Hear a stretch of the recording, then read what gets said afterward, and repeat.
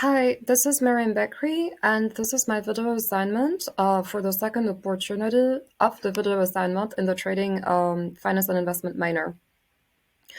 The first topic that I chose to talk about is trading and investment psychology. I think this is a very important topic because it really helps you, first of all, like it helps you like manage risk.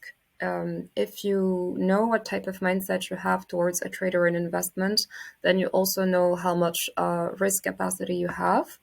But it also enables you to understand, build self-awareness. And that can also enable you to build better trading or investing strategies. It's also important in the sense that, for instance, if you haven't developed like your own personal mindset, and if you don't have enough self-awareness or clarity about the reasons why you take the actions that you're taking as you're trading, then you can end up falling in very common mistakes that people make when they approach the market, such as revenge trading. Yeah, like this can be like a very good example of a person who does not have discipline, patience, or is not able to regulate their emotions. And they've entered the market. They've did a lot of reading. They understand, like the financial theories for them, like to perform a trade. And then they have this like strategy. They go into the market, they trade, and then something happens, something very unexpected happens, and they lose on their trade.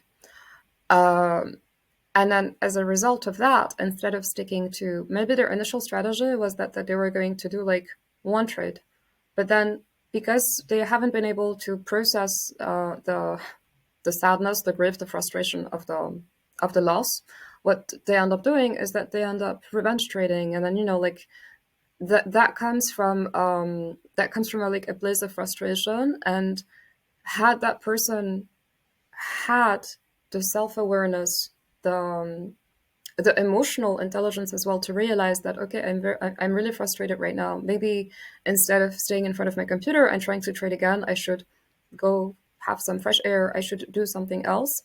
Had they had that knowledge, then they could have like avoided a lot of losses, for instance, because it's never a good idea to revenge trade. Revenge trade will be based on even like the strategies that you're going to develop to trade. They're based on like a flawed reality because you didn't even accept the fact that you lost.